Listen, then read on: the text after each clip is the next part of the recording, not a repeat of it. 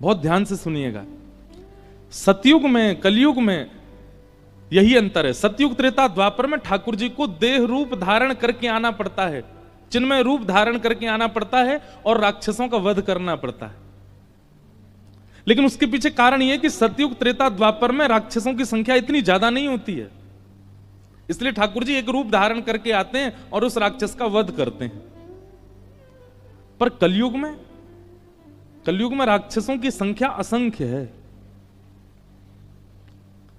रावण जैसे स्वभाव वाले, कंस जैसे स्वभाव वाले, कुंभकर्ण जैसे स्वभाव वाले, ये जितने भी राक्षसों के मैं नाम लूं, इन सबके स्वभाव वाले अनेक लोग हर शहर में मिल जाएंगे आपको आज की तारीख में। उस जमाने में तो एक ही रावण था, आज अनेक हैं। उस जमाने में एक ही कंस था, आज अनेक हैं। उस जमाने में एक ही शकुनी था, आज अनेक हैं। उस जमाने में एक ही मंथरा थी, आज अनेक हैं। उस जमाने में एक ही पूतना थी, एक ही ताड़का थी, आज अनेक हैं। एक ही सुर्पनखा थी, आज अनेक हैं। सुर्पनखा का मतलब पता है? सूप जैसे लंबे लंबे नख जिसके हों, वो सुर्पनखा। हम किसी माता बहन को नहीं कह रहे, आप लोग क्षमा करना। हम आपके चरणों में प्रणाम करते हुए क्षमा मांग रहे हैं, हम आपसे नहीं कह रहे हैं। सुर्पनखा। एक बात बताएं, रावण, कंस, कुंभकर्ण, आप लोग कभी ये विचार नहीं करते कि इन लोगों के नाम किस आधार पर रखे गए हैं? कहीं ना कहीं आप गौर करेंगे और गहराई में जाकर के देखेंगे तो ये नाम उनके स्वभाव से रखे गए हैं। वो जैसा उनका स्वभाव होता है वैसा ही नाम उनका हो जाता है। और कई बार ऐसा भी पता चलता है कि ये उनके वास्तविक नाम नहीं है,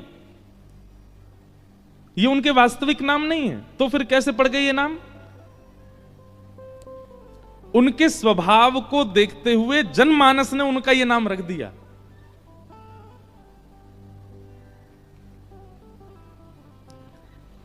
रावण, जिसके रव से, जिसके मुख से निकले हुए शब्दों से वन में बैठे हुए ऋषि महाऋषि भी भयभीत हो जाते हैं, वो रावण है। जिसके रव को सुनकर के, उसका रव नहीं है, वो तो चिंघाड़ता था, चीखता था। उसका दूसरा नाम क्या? दशानन। 10 मुख जिसके पास, वो दशानन। तो कहीं ना कहीं इनके स्वभाव। अब हिरण्यकश्यप, उसका नाम हिरण्यकश्यप क्यों? हिरण्य कहते हैं स्वर्ण को, स्वर्ण की जो तकिया लगाता, मतलब इतना बड़ा भोगी है। लोग तो सोना गले में पहनते हैं, हाथ में पहनते हैं, पैरों में पहनते हैं, कानों में, वो तकिया ही सोने की लगाता है। इतना बड़ा भोगी है, इतना भोग करता है, इसलिए उसका नाम क्या रख दिया? हिरण्यकश्यप। उसके छोटे भाई का नाम हिरण्याक्ष। आक्ष कहते हैं आंख को, और जो आंखों से केवल भोग की वस्तुओं को ही देखता है और खोज खोज करके उनको भोगता है, उसको हिरण्याक्ष। तो कहीं ना कहीं स्वभाव से राक्षसों के नाम रखे गए हैं। ऐसे स्वभाव वाले आज अनेक हैं। नाम उनका राम होता है, नाम उनका केशव होता है, नाम उनका माधव होता है, नाम उनका मधुसूदन होता है, नाम उनका रमेश होता है, महेश होता है, पर स्वभाव वही है जो रावण का था, वही है जो कंस का था, वही है जो हिरण्याक्ष, हिरण्यकश्यप का था। क्यों नहीं आते राम जी फिर उनको मारने के लिए? इसलिए कलिकाल में भगवान ने कथा रूपी अवतार लिया। ये कथा अवतार है ठाकुर जी का। असंख्य लोग बैठते हैं यहां पर, और इन असंख्य लोगों में कहीं ना कहीं आप रावण नहीं है, आप कंस नहीं है, आपके भीतर एक स्वभाव के रूप में कंस आ चुका है। और उस स्वभाव को मारने के लिए वक्ता रूपी व्यास मंच पर बैठकर के श्रीमद् भागवत रूपी श्री कृष्ण, श्रीमद् भागवत रूपी नारायण से आज्ञा करता है, से निवेदन करता है कि सामने बैठे हुए राक्षस का वध कीजिए। और वो वक्ता के मुख रूपी म्यान से एक बाण शब्द का ऐसा छोड़ते हैं कि सामने बैठे हुए श्रोता के चित्त में जो राक्षस होता है उसका दहन हो जाता है। और कई बार सन्मुख बैठे नहीं, यूट्यूब पे बैठे बैठे कितनी बार इतने लोग कथा सुनते हैं, दूर देश, साथ साथ समुद्र पार, जिनकी कोई संभावना नहीं कि कभी हमसे मिल पाएंगे, हम उनसे मिल पाएंगे, लेकिन कभी टकरा जाते हैं। और फिर जब मिलते हैं तो फिर रोने लगते हैं, महाराज जी एक बार वो प्रसंग सुना था, उससे ऐसा हो गया। सब बदल गया, सब परिवर्तित हो गया। आके देखो हमारे वृंदावन में 2:30 बजे महाराज, लाखों की तादाद में लोग खड़े होते हैं रोड पर, हमारे पूज्य श्री प्रेमानंद जी महाराज जब निकलते हैं। क्यों? उनकी वाणी एक 10x10 के कमरा में बैठ करके जो बात बोल देते हैं, लाखों रावणों का वध कर देती है वो बात। कैसे? कलयुग में वाणी ही श्री कृष्ण है, कलयुग में वाणी ही श्री राम है। इसलिए भैया वाणी में ही नाम को विराजमान कीजिए, वाणी में नाम नहीं विराजे। आप मंदिर नित्य जाते हैं, नेत्रों में कृष्ण को विराजमान करते हैं, आप हाथों से उनकी सेवा करके अपनी त्वचा में कृष्ण को विराजमान करते हैं, आप परिक्रमा करके अपने तन में कृष्ण को विराजमान करते हैं, पर आपका परिवर्तन तभी होगा जब आपकी वाणी में श्री कृष्ण बैठ जाए। और वाणी में कहां से बैठेंगे? यहां से, यहीं से ही प्रविष्ट होंगे। इसलिए 2 चीजें, बस कर्ण रंध्र खुले रखो, यहां से वाणी को प्रविष्ट कराओ। प्रविष्ट करा करके जब हृदय का राक्षस मरेगा, तो जैसे ही राक्षस मरेगा, हमारे मन रूपी सिंहासन पर राक्षस बैठा था, राक्षस का वध ठाकुर जी करेंगे, तो राक्षस के हटते मन रूपी सिंहासन पर स्वयं ठाकुर जी बैठ जाएंगे। और ठाकुर जी जैसे सिंहासन पर बैठेंगे तो हमारे संपूर्ण देह का शासक कौन? ठाकुर जी। वो कैसे होगा? केवल कथा से, सत्संग से। एक काशी में एक ब्राह्मण रहते थे। बहुत साल बाद मुझको ये कथा याद आई है। मैंने शायद अपनी पहली कथा में ये कथा सुनाई थी, अपनी जीवन की पहली कथा में ये कथा सुनाई थी, उसके बाद अब याद आ रही है। काशी में एक ब्राह्मण रहते थे, वो नित्य भागवत जी का पाठ करते थे। हम आपको भागवत जी की महिमा बता रहे हैं। नित्य भागवत जी का पाठ करते थे। श्रीमद् भागवत क्या है बंधुओं? साक्षात शब्दमय मूर्ति है श्री कृष्ण की। तेने यम वांगमयी मूर्ति प्रत्यक्ष कृष्ण एव ही। आप श्री राधा रमण लाल, श्री राधा वल्लभ लाल बिहारी जी को नहीं पहचान पाओगे यदि आप भागवत जी के आश्रय में नहीं आए हो। तो आप प्रभु श्री राम को नहीं पहचान पाओगे यदि मानस जी का आश्रय आपने नहीं लिया है। तो आप महादेव को नहीं पहचान पाओगे यदि शिव महापुराण के आश्रय में नहीं गए हो। तो आपको ग्रंथ का आश्रय तो लेना पड़ेगा। सीधी बात है भाई, एमबीबीएस डॉक्टर तभी बनोगे जब पढ़ाई की होगी, जब ग्रंथों का, जब उनके जो ग्रंथ होते हैं, उनके जो किताबें होती है उसका आश्रय लोगे, अध्ययन करोगे, तभी तो बन पाओगे डॉक्टर। प्रैक्टिकल बाद में है, थ्योरी पहले है। इसलिए हम लोग क्या है कि वैदिक सनातन धर्मी क्या है, हम लोग प्रैक्टिकल में पहले चले जाते हैं।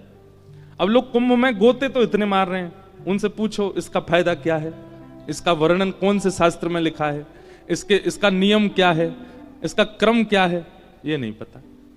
थ्योरी पढ़ी नहीं, सीधे प्रैक्टिकल में चले गए, लाभ नहीं मिलेगा। हमें बहुत संवेदना है और हृदय में बहुत पीड़ा भी है। इस बार मौनी अमावस्या पर जो महाकुंभ में जो हुआ, जो भी अव्यवस्था हुई, अब पता है उस अव्यवस्था का कारण क्या था? सबको त्रिवेणी जहां संगम होता वहीं नहाना है। ऐसी विचारधारा हमारी क्यों है कि हर की पौड़ी की गंगा जी ही सिद्ध हैं। कानपुर के घाट पर अगर नहा लिए तो वहां गंगा जी में वो भाव नहीं आएगा। ये विचारधारा हमारी क्यों? और ये हमारी केवल गंगा के प्रति नहीं है, हमें अपने घर के ठाकुर जी में कम विश्वास है, वृंदावन बिहारी लाल में ज्यादा है। अपने घर के ठाकुर जी,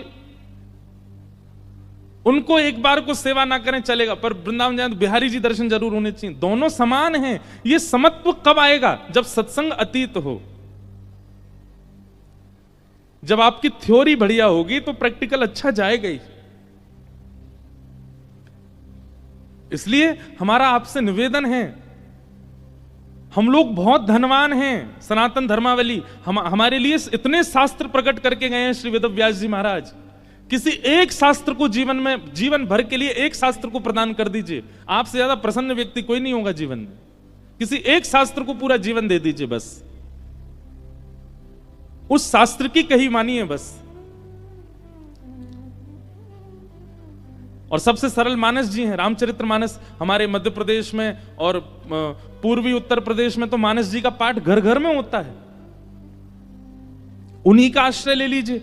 जब तक आप ग्रंथाकार का आश्रय नहीं लेंगे, आपको मूर्ति आकार ठाकुर जी में भाव उत्पन्न नहीं कर पाओगे आप। तो एक ब्राह्मण थे काशी में, वो नित्य भागवत जी का पाठ करते थे, और भागवत जी के पाठ के पीछे उनका उद्देश्य कोई पुण्य की प्राप्ति नहीं। सब लोग इधर देखो, इधर देखो, यहां देखो, ध्यानपूर्वक सुनो। चाहे ब्रह्मा जी आ जाए यहां पे, आपको देखना हमको ये,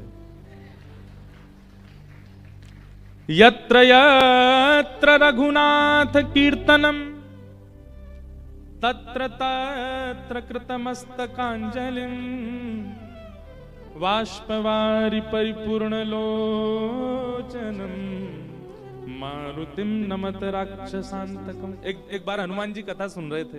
हनुमान जी कथा ही सुनते हैं। पूरी हनुमान चालीसा में गोस्वामी तुलसीदास जी महाराज ने सिंदूर चढ़ाने का वर्णन नहीं किया, लड्डू के भोग का वर्णन नहीं किया।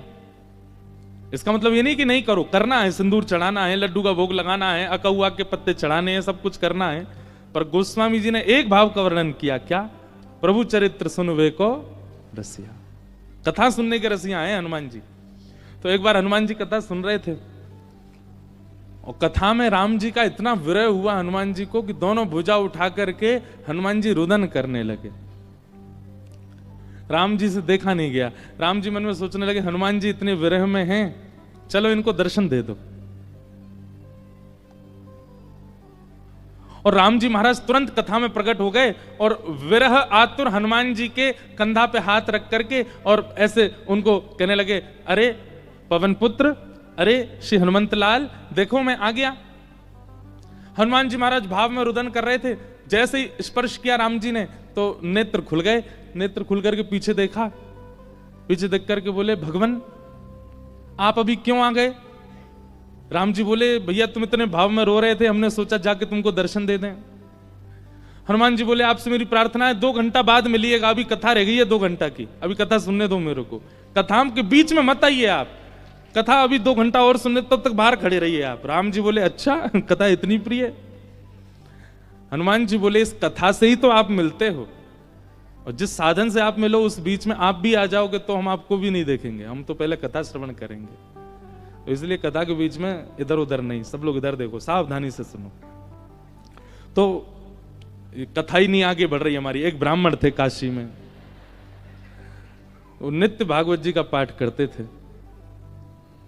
उनका और कोई काम नहीं, बस गंगा तट पर बैठ करके भागवत जी का पाठ करना।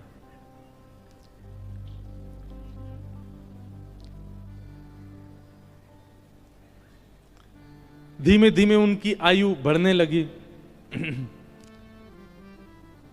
एक दिन परिवार के सब लोगों ने कहा, भैया ये कोई इनका काम धंधा शुरू करा दो, पूरे दिन पाठ करते रहते हैं भागवत जी का।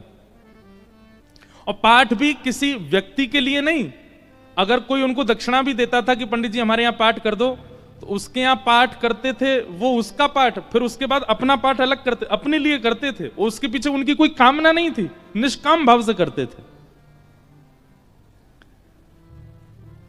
नित्य पाठ करते। तो एक दिन घर के लोगों ने सबने कहा कि इनका ब्याह कर दो, ये करते धरते तो कुछ है नहीं, पूरे दिन पाठ में ही लगे रहते हैं, इनका ब्याह कर दो, पत्नी घर आएगी, अकल ठिकाने आ जाएगी। और सब घर के लोगों ने वो ब्राह्मण देवता का ब्याह कर दिया। पत्नी आ गई। कुछ दिन बाद पत्नी को भी पता लगने लगा कि ये कोई काम धंधा नहीं करते हैं, पूरे दिन केवल भागवत जी का पाठ करते हैं।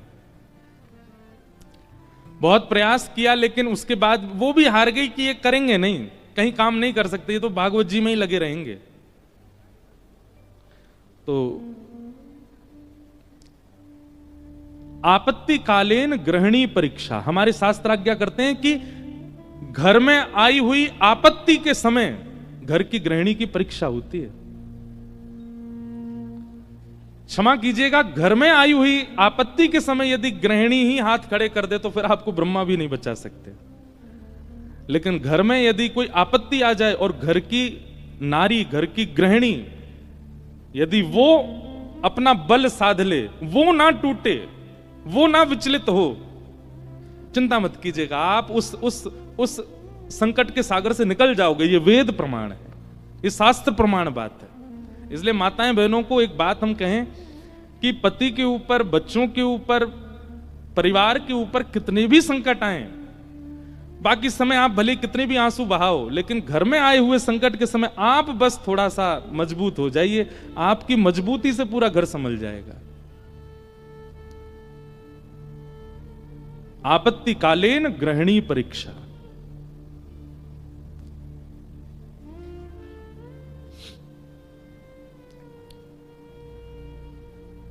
पत्नी ने सोचा कि ये तो कुछ करते नहीं है,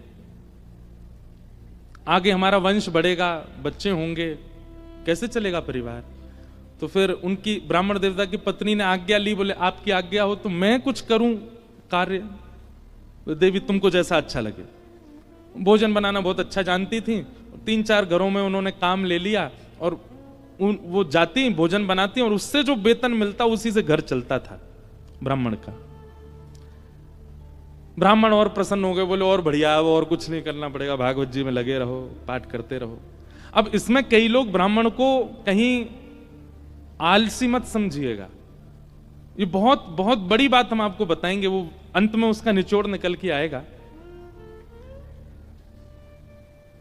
2-3 बालक भी उनके हो गए, चल रहा था घर। एक बार की बात, कुछ संतों का काशी में आगमन हुआ, संत आती रहते हैं काशी में, पर असमय में आना हुआ, बिना समय के संतों का आना हुआ। और उन्होंने किसी से पूछा, बोले भैया हम 5-10 मूर्ति हैं, कहीं प्रसाद पाने के इच्छुक हैं, कोई वैष्णव परिवार हो तो हमको बताओ। तो एक राह चलते व्यक्ति ने उन्हीं ब्राह्मण का घर बता दिया, बोले यहां चले जाइए, यहां बहुत एक सेवानिष्ठ और बड़े शास्त्रों का अध्ययन करने वाले ब्राह्मण रहते हैं, इनके पास चले जाइए, आप ये प्रसाद पवा देंगे। संतों ने घर में प्रवेश किया। ब्राह्मण देवता तो अपने पाठ में लगे थे, भागवत जी का ही पाठ कर रहे थे, और उनकी पत्नी बच्चों को, पति को स्वयं प्रसाद आदि पाकर के सारे बर्तन मांज करके उसने रखे ही थे। उसी समय संतों का आना हुआ और संतों ने आगे कहा, आओ बिटिया, हम 10 मूर्ति हैं, हम लोग अयोध्या से प्रयागराज जा रहे हैं, काशी बीच में पड़ा, किसी ने बताया आपका घर वैष्णव का है, बड़ी जोर की भूख लगी, ठाकुर जी को प्रसाद पवाओ और प्रसाद पवा के हम लोगों को प्रसाद बांट दो। ब्राह्मणी बेचारी बड़ी प्रसन्न हो गई कि मेरे घर आज संत पधारे हैं प्रसाद पाने। तुरंत उसने जाकर के रसोई घर में सामग्रियां देखी, सामग्री इतनी थी नहीं कि उन सबको पवाया जा सके। दौड़ी दौड़ी अपने कक्ष में गई, जाकर के अपने जो उसका धन वो कमाती थी उसको जाकर के देखा कि जाऊं लेकर के आऊं, तो वह भी इतना नहीं था कि उन 10 महापुरुषों की सेवा हो सके। और ब्राह्मण का एक स्वभाव है कि और अगर ये स्वभाव किसी ब्राह्मण में नहीं है तो वो ध्यान से सुने, ये ब्राह्मण का स्वभाव होना चाहिए। ब्राह्मण दान मिले तो लेने का अधिकारी होता है, पर मांगने का अधिकारी नहीं है। मांगे ना, ब्राह्मण का स्वाभिमान है, वो मांगता नहीं है और मांगना चाहिए भी नहीं। अब वो कभी रसोई में जाए, कभी कक्ष में जाए, कभी एकांत में बैठ के सोचे मैं क्या करूं, संत पधारे हैं घर पर, कैसे प्रसाद पवाऊं, क्या व्यवस्था करूं, कुछ लाऊं, कभी ऊपर कुछ ढूंढे, कुछ मिल जाए, कुछ भुजिया मिले, नमकीन मिले, कुछ तो मिले, कुछ तो दूं, पर कोई व्यवस्था नहीं बन पाई। बार बार उसको यहां से वहां घूमते देख संत समझ गए कि हम गलत समय पे आ गए हैं। मुखमंडल बता देता है कई बार, और वे सब संत अपने अपने आसन लेके उठ गए, चिमटा कमंडल लेकर के, बिटिया सुनो सुनो सुनो सुनो, हमको ना प्रयाग पहुंचना है, विलंब हो रहा है, फिर आएंगे, अपना ही घर है, क्या दिक्कत है, तुम आराम करो, हाँ हम जाते हैं। और उस ब्राह्मणी के मन में वही आ रहा था, जब ये कक्ष मेरे घर में घुसे, इन्होंने घुसते ही क्या कहा था कि हम बहुत भूखे हैं, ठाकुर जी को भोग लगा के प्रसाद पवाओ, और ये भूखे ही जा रहे हैं और मैं कुछ नहीं कर पा रही। नेत्र सजल हो गए उसके, अत्यंत पीड़ा में आ गई। आज तक तो अपने पति से कुछ कहा नहीं था, पर आज कक्ष में प्रवेश करके ताम्रवर्ण आंखों का हो रहा था और बस चिल्लाने लगी, बोले तुमसे ब्याह किया मैंने, आपने जैसे चाहा वैसे रही आप नहीं करते कुछ तो घर घर जाके प्रसाद बना करके घर चलाती हूं मैं भूखी रह जाऊं, बच्चे भूखे रहें, आप भी भूखे रह जाते हैं तो भी इतनी पीड़ा मुझको नहीं होती है। पर आज संत पधारे थे हमारे यहां, महापुरुष पधारे थे हमारे यहां, कल्पवासी महात्मा आए थे हमारे यहां। वो अभागा दुर्भाग्यशाली घर है जहां से संत भूखे चले जाते हैं, निराश चले जाते हैं, और आप पूरे दिन ये भागवत जी में लगे रहते हो। अगर ये भागवत कृष्ण हैं, अगर ये भागवत नारायण हैं, अगर ये भागवत साक्षात भगवान हैं, तो इन भागवत जी से कम इतनी उम्मीद तो हम रख सकते थे कि हमारे घर से संत भूखे नहीं जाते। क्या दिया भागवत जी ने हमें?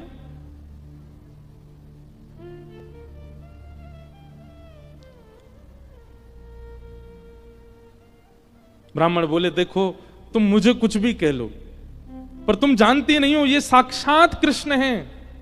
मैं क्यों बचपन से आज तक भागवत जी के उन्हीं 18,000 श्लोकों का मुझे कृष्ण दिखते हैं, मुझे लीला दिखती है, मुझे श्यामा शाम का नित्य विहार दिखता है भागवत जी में।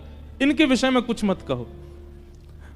ब्राह्मणी को और गुस्सा आ गया, भागवत जी की पोथी उठा करके और ब्राह्मण की गोद में पटक दी। बोले, सुनिए, ये उठाइए भागवत जी और निकलिए, मैं अपना घर चला लूंगी, अपने बच्चों को पाल लूंगी। आप जिस समय भागवत जी को त्यागने का संकल्प ले लें तब लौट करके आइएगा। ब्राह्मण के नेत्र सजल हो गए, हृदय से लगा लिया भागवत जी को, निकल पड़े, घर से ही निकल गए और गंगा जी के तट पर जाकर के खूब रोए, खूब रुदन किया। हे भागवत महापुराण, हे साक्षात शब्द में कृष्ण, मेरी अभागा पत्नी है, वो आपके रूप स्वरूप को भी पहचानती नहीं है, पर हे करुणा निधान, आप कृपा करो। मैं कहूंगा भी तो भी वो अध्ययन नहीं करेगी, तो भी वो मुझसे कभी कथा नहीं सुनेगी, पर आप कृपा कीजिए और मेरी गृहिणी को अपने रूप का दर्शन करा दीजिए।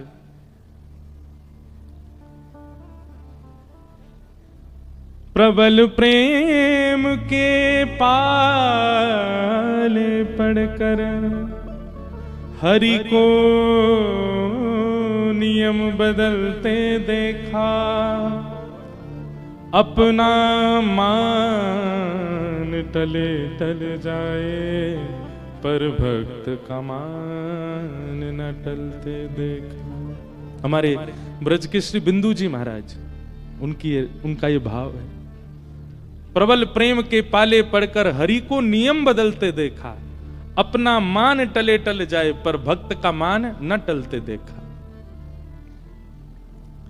इतने में ही नन्हे से कन्हैया, ऊंची धोती पहनी, घुटने घुटने तक, नीचे के पांव ठाकुर जी के दिखाई दे रहे हैं। उनमें सुंदर सुंदर कड़ूला पहने, कड़ूलान में भी छोटे छोटे घुंघरू लगे हैं, कमर में करधनी पहनी है, करधनी में भी छोटी छोटी घंटी लगी है, गले में सुंदर दो हार पहने हैं, हाथों में बाजूबंद, ऐसे हाथों में कड़ूला, और सिर पर एक स्वाफा बांध करके सांवरे सलोने कमल नेत्र ठाकुर जी प्रकट हो गए काशी में।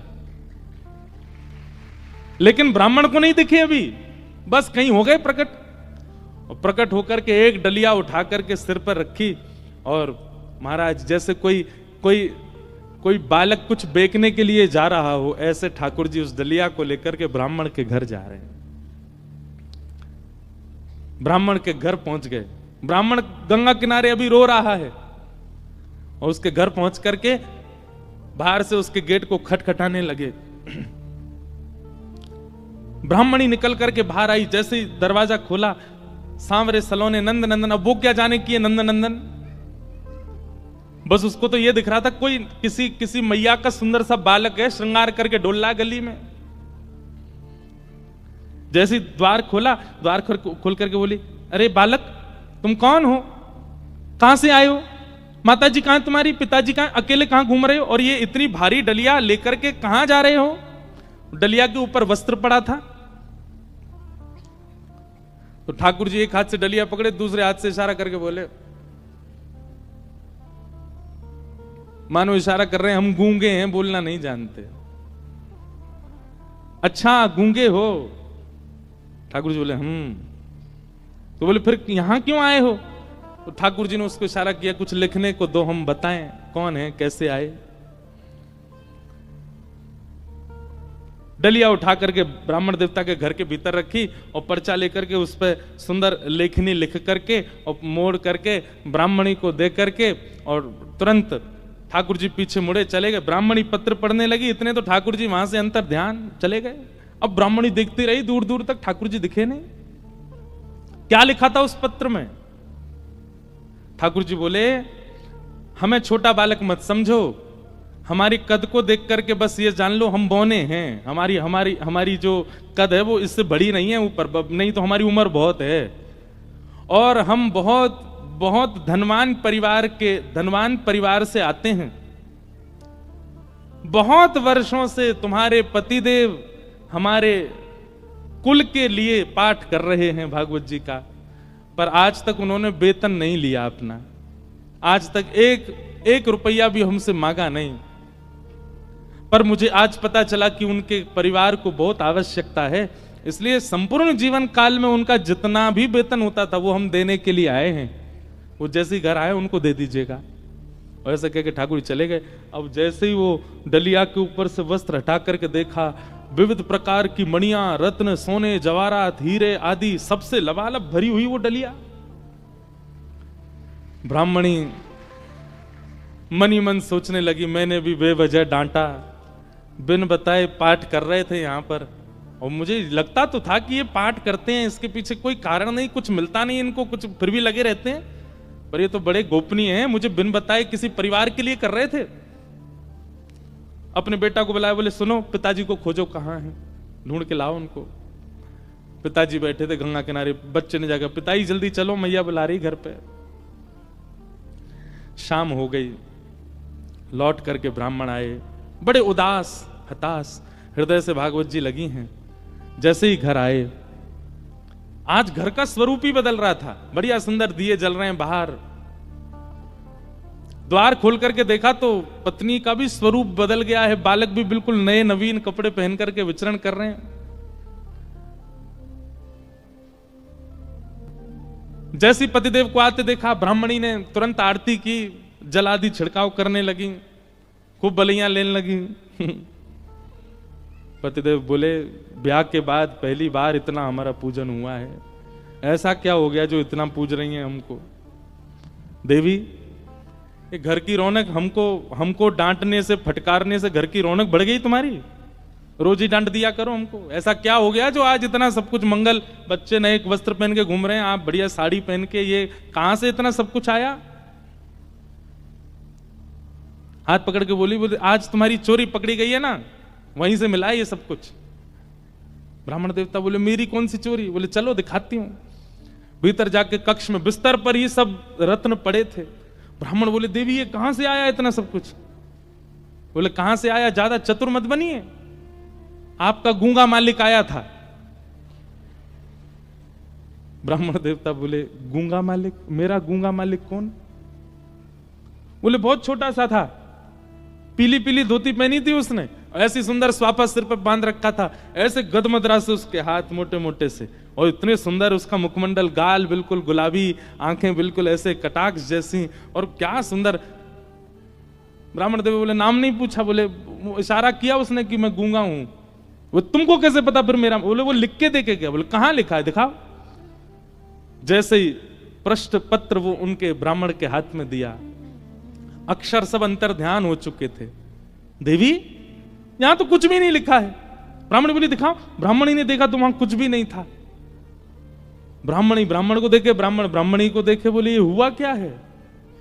ब्राह्मण ने कहा सही से बताओ रूप कैसा था? बोले श्याम वर्ण था, कमल नेत्र थे, अधर बड़े मधुर थे, हस्तकमल और सर्वांगीण अंग ऐसा था कि मैं अभी तक भी उस छवि को भूल नहीं पा रही हूं।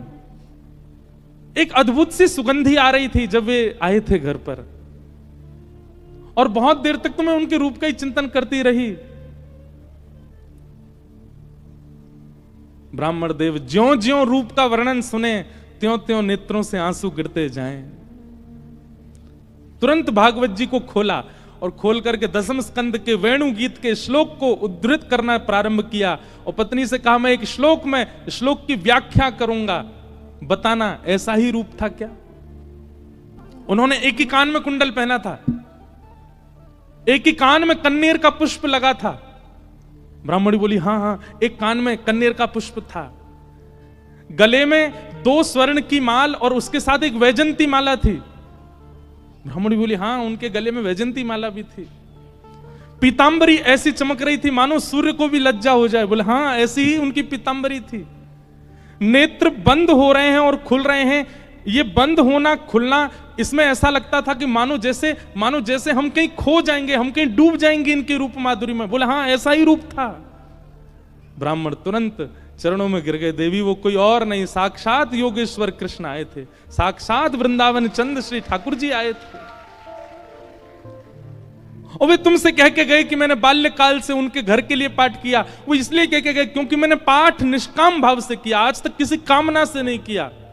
और निष्काम पाठ, निष्काम सेवा ठाकुर जी की लगती है, वो ठाकुर जी की ही हो जाती है।